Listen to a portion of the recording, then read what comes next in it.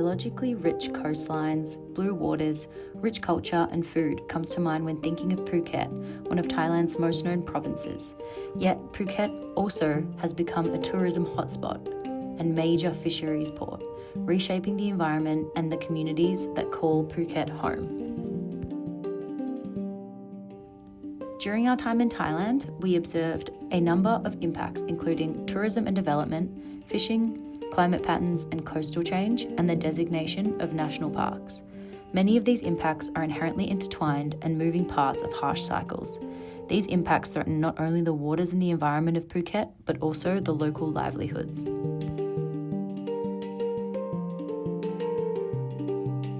Nearly 90% of Phuket's locals rely on tourism for income. Tourism can provide an alternative livelihood in place of difficult, dangerous, and ecological damaging work. However, if not properly managed, it can be destructive in its own way.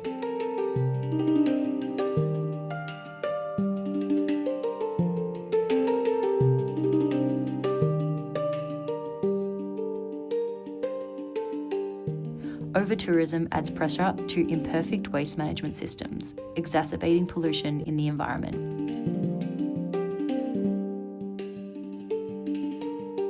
Tourism drives coastal development, which boosts economies but also introduces foreign labour. Effluent waste makes its way into streams, rivers, and ultimately oceans, in some cases directly into nearby fringing reefs. In Patong, a major tourist city, nearly 30% of all wastewater is untreated and discharged directly into the bay, smothering corals. Tourists also create demand for local cuisine, pushing the fishing industry further towards overharvesting. Phuket has strong commercial and artisanal fisheries. Commercial fisheries supply restaurants with fresh and local seafood and provide employment to men and women in a number of sectors. However, Thailand fisheries have a long history of poor working conditions, human trafficking, and slavery.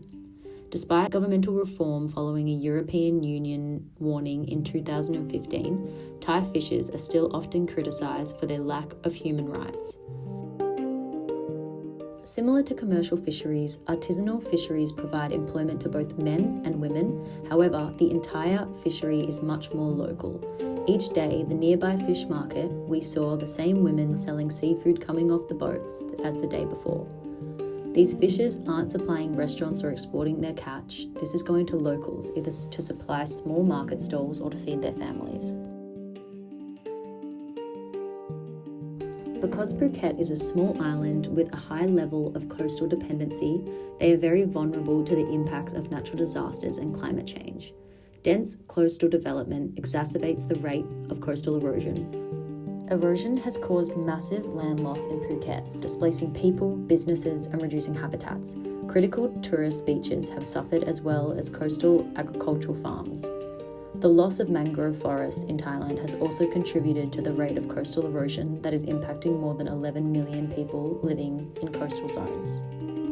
On the 26th of December 2004, a major earthquake and tsunami occurred in the Indian Ocean that severely impacted 9 countries close to the epicenter, including the island of Phuket. The impacts were severe and ranged from destruction of infrastructure, including local villages, hotels and resorts, and utilities such as water supply, telecommunications and power. A multitude of buildings were abandoned and never rebuilt after the devastation as a result. In attempts to protect the natural environment from these impacts, the Thai government has designated nearly 30% of their territory to national parks. Entry to these national parks is 40 baht for Thai locals and 200 baht for foreigners, which goes to the Thai government and supports some of the funding for these national park managements. Management measures include planting stabilizing plants to protect against erosion, cleaning up litter and debris, and enforcing fishing regulations as needed. The national parks monitor and evaluate the impacts of these strategies to ensure the longevity of their natural environments.